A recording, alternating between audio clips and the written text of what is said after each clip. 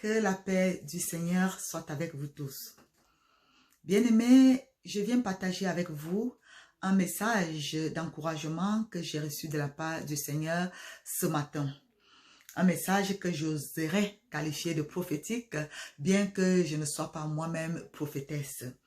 Et avant d'y aller, je voudrais que nous écoutions ce chant de Ron Kenoly qui dit « J'ai vu la double chute, j'ai vu la chute de Satan et j'ai vu la victoire de Jésus-Christ. » Alors, nous allons écouter ce chant.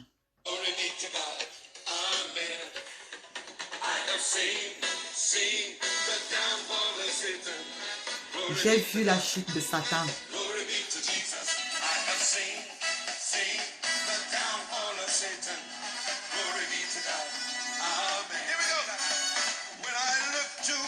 Quand je regarde à ma droite, je vois Satan est tombé. À ma gauche, je vois Satan est tombé. Quand je regarde devant moi, je vois Satan est tombé. Quand je regarde derrière moi, je vois Satan est tombé.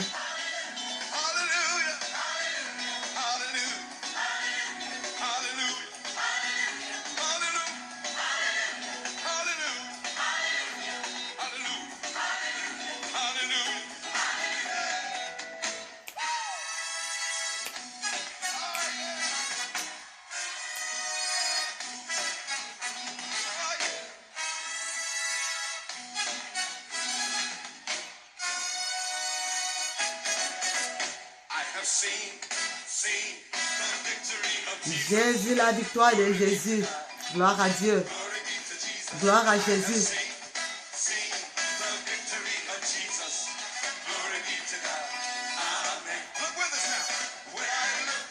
Quand je regarde à ma droite, je vois Jésus-Christ a gagné, a vaincu. À ma gauche, Jésus-Christ a gagné. Devant moi, Jésus-Christ a vaincu. Derrière moi, Jésus-Christ a gagné. Alléluia. Alléluia. Alléluia. Alléluia. Alléluia. Alléluia. Alléluia. Les bien-aimés, je vais d'abord poser ces chants. Je le mets en pause. On va revenir pour célébrer avec ces chants à la fin de ces messages. Alors, les bien-aimés, comme je vous le disais, comment est-ce que le Seigneur m'a parlé ce matin? Vous savez, Dieu parle tantôt d'une manière, tantôt d'une autre. Le Seigneur m'a parlé pendant que j'étais en train de parcourir les différents messages dans les groupes WhatsApp où je suis avec d'autres serviteurs et servantes de Dieu. Et c'est là où il y a un message qui a attiré mon attention. Je m'en vais comme ça vous lire l'intégralité du message tel qu'il était libellé et comment le Seigneur m'a parlé au travers de ces messages. Alors, j'ai lu, il est écrit, ce message dit, qui aurait cru que c'est la lettre C, qui allait gâcher notre année? Chine, commence par la lettre C, coronavirus, COVID-19, confinement, cache-nez, cas confirmé, contagion, chloroquine, et c'est pourquoi. Et bien aimé, quand j'ai lu ce message, automatiquement, à l'instant même, l'Esprit du Seigneur m'a parlé. L'Esprit du Seigneur m'a répliqué. L'Esprit du Seigneur m'a donné une réponse à cette question que, je ne sais pas, quelqu'un a posée. Et avant de vous donner l'intégralité de ce que le Seigneur m'a donné, je voudrais que nous puissions lire ensemble dans le livre de Jean, chapitre 3. Tu peux lire avec moi dans le Jean chapitre 3, nous allons lire à partir du verset 14. Il est écrit. Ok. Et comme Moïse éleva le serpent dans le désert, il faut de même que le Fils de l'homme soit élevé, afin que quiconque croit en lui ait la vie éternelle. Car Dieu a tant aimé le monde qu'il a donné son Fils unique, afin que quiconque croit en lui ne périsse point, mais qui ait la vie éternelle. Verset 17. Dieu en effet n'a pas envoyé son Fils dans le monde pour qu'il juge le monde, mais pour que le monde soit sauvé par lui. Celui qui croit en lui n'est point jugé, mais celui qui ne croit pas est déjà jugé, parce qu'il n'a pas cru au nom du Fils unique de Dieu. Et ce jugement, c'est que la lumière étant venue dans le monde, les hommes ont préféré les ténèbres à la lumière parce que leurs œuvres étaient mauvaises. Nous allons nous arrêter là. Tu peux continuer la lecture. Alors les bien-aimés, c'est Jésus-Christ ici, lorsqu'il a eu la conversation avec Nicodème. Nicodème, comme vous le savez, qui était un docteur de la loi et qui lui posait des questions par rapport à la nouvelle naissance. Jésus-Christ lui dit, lui fait un rappel d'un événement qui s'est passé dans le désert, à savoir lorsque Moïse était en train de traverser le désert avec le peuple de Dieu, qu'il était allé délivrer de l'Égypte. Et la Bible dit qu'ils sont arrivés au désert, ils ont commencé à murmurer, ils ont commencé à se plaindre, ils ont commencé à perdre la foi, ils ont commencé à désobéir à Dieu, à pécher en fait. Et la colère de Dieu s'est éclatée et les serpents brûlants ont commencé à mordre le peuple. Et la Bible dit que des milliers de personnes mouraient par jour sous l'effet de ces serpents brûlants. Et la Bible nous fait comprendre que Moïse a commencé à intercéder en faveur du peuple parce qu'il était quand même le conducteur, il était le libérateur, il était le leader. Il a commencé à intercéder, à implorer l'Éternel. Et Dieu lui a donné une instruction. Dieu lui a dit, fais-toi un serpent d'airain et élève ce serpent d'airain sur une perche. C'est d'ailleurs ce symbole que vous voyez très souvent devant les pharmacies. Alors, Dieu lui a dit, élève ce serpent. Alors, quand quelqu'un sera mordu par le serpent brûlant, qu'il lève seulement ses regards et les fixe sur le serpent d'airain et il aura la vie sauve. Eh bien, il faut remarquer ici que Dieu n'a pas exterminé les serpents brûlants. Il aurait pu dire, il aurait pu envoyer un vent, il aurait pu envoyer juste quelque chose comme ça pour que tous les serpents meurent. Mais non. Il a laissé les serpents là pour un temps, mais il a donné un commandement. Il fallait, même si on est mordu par le serpent brûlant, regarder au serpent d'airain. Et Jésus ici s'identifie lui-même. Il dit, de la même façon que Moïse a élevé le serpent d'airain au désert, et de même, le Fils de l'homme doit être élevé. Alors, nous avons lu tout à l'heure ce message de cette personne qui a qualifié la lettre C de la lettre de tous les malheurs en cette année 2020. De la Chine, le C, COVID-19 et tout, comme nous l'avons lu tout à l'heure. Et voici le message que le Seigneur m'a donné. Le Seigneur m'a dit, de la même façon que j'ai utilisé le serpent d'airain comme l'antidote contre les serpents brûlants au désert, de la même façon, voici l'antidote du COVID-19. Voici l'antidote de la contagion. Voici l'antidote de la contamination. Voici l'antidote du confinement. Voici l'antidote de tous ces C. L'antidote, c'est Christ, qui est le véritable C. La Bible nous dit que Christ est mort à la croix. Voilà le deuxième C. Le premier C, c'est Christ lui-même. Le mot Christ signifie Messie, signifie sauveur.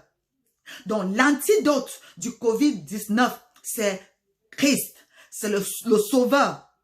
Et il y a un autre C qui s'ajoute à cela, c'est la croix. Christ est mort sur la croix. La Bible dit que à la croix, il a détruit les actes dont les ordonnances nous condamnaient et qui subsistaient contre nous, les effaçant en les clouant sur la croix. La Bible dit encore qu'à la croix, il s'est chargé de nos maladies, de nos souffrances, de nos douleurs, et par ses meurtrissures, nous avons été guéris.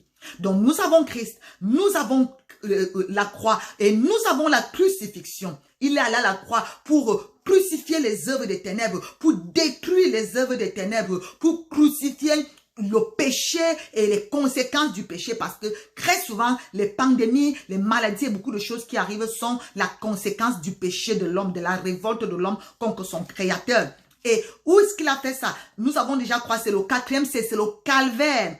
Le calvaire, au calvaire, c'était un lieu où il a souffert, les bien-aimés. Et il n'a pas, ça ne s'arrête pas là. Il y a un autre C, il a été couronné d'épines. La couronne d'épines sur sa tête.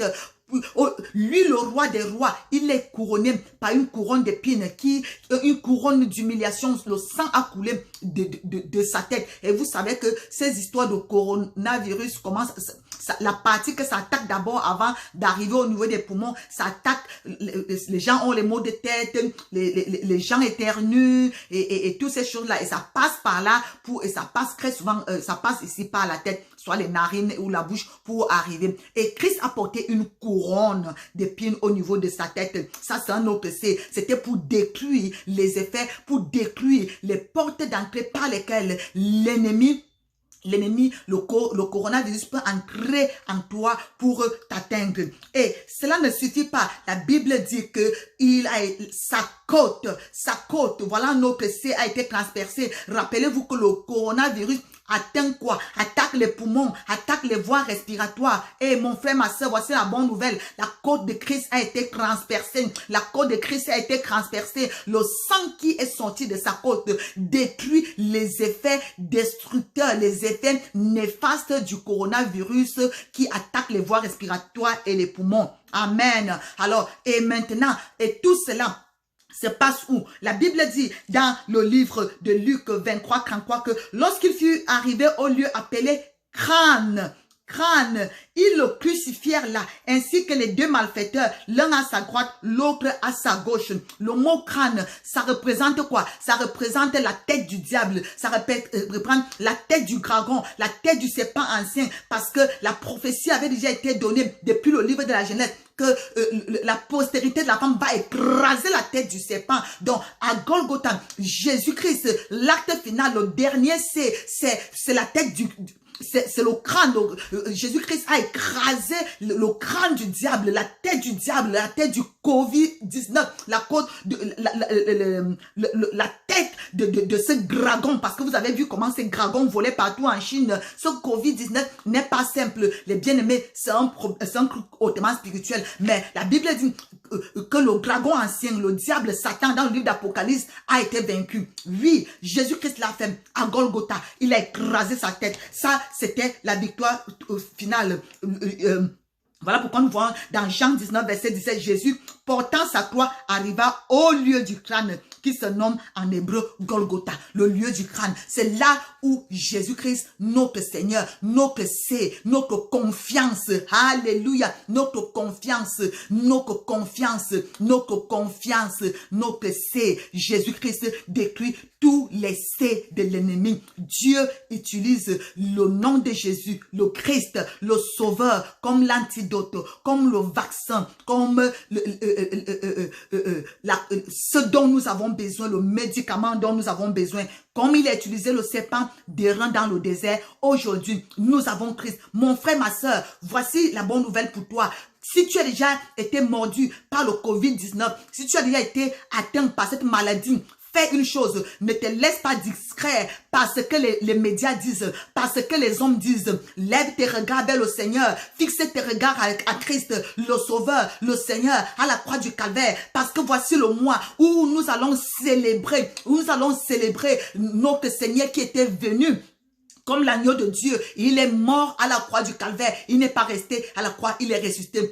Nous allons célébrer la Pâque bientôt. Aujourd'hui, c'est le 1er avril. Nous entrons dans un nouveau mois. Les bien-aimés, il faut que ce mois soit pour toi un mois prophétique de délivrance, de salut, de restauration et de guérison à cause de ce que Christ a fait. Sur la croix, il a dit, tout est accompli. Il a payé le prix. La rançon a été payée totalement, entièrement. Tu ne dois pas mourir du Covid-19 parce que ton Seigneur a déjà détruit. La Bible dit que nous avons lu tout à l'heure que Jésus-Christ n'est pas venu pour nous juger. Il est venu pour nous sauver. Il faut seulement croire en lui. Toi qui ne crois pas en Jésus, voici le moment. C'est une opportunité pour toi de te repentir et d'accepter Christ comme ton sauveur et ton Seigneur personnel. C'est une occasion pour toi. Toi qui étais à l'église et qui jouait, qui n'était pas sérieux avec le Seigneur. C'est une opportunité pour toi de te réconcilier avec le Seigneur, de te remettre avec ton Dieu. Le moment où nous sommes dans nos maisons, nous ne sommes pas dans les confinements de peur, mais nous sommes dans les confinements de confiance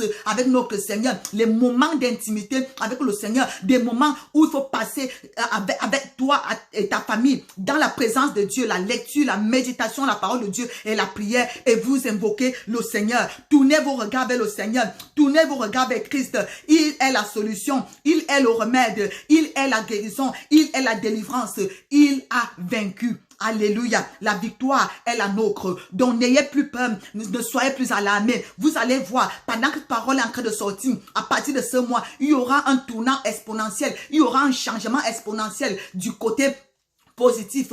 Au nom de Jésus-Christ de Nazareth, le Covid-19 va continuer à agir. Mais pour tous ceux-là qui vont tourner leur regard vers le Christ, le Covid-19 ne va pas les atteindre parce que le sang de l'agneau sera sur eux une marque de protection, une marque de distinction, une marque d'assurance, une marque de confiance, une marque de distinction. Est-ce que quelqu'un peut dire amen? Les bien-aimés, voilà pourquoi tu m'as vu tout à l'heure chanter. Tu m'as vu tout à l'heure chanter parce que la victoire de Christ est déjà accordée. La victoire de Christ, c'est ta victoire. Mon Dieu, mon roi, je prie pour tous ceux-là qui vont écouter cette parole. Je prie pour mon frère ou ma soeur qui est déjà malade. Je commande au Covid-19, tu n'as pas de pouvoir. Christ t'a écrasé. Christ a écrasé la tête du serpent ancien. Christ a écrasé la tête du dragon. Christ a vaincu.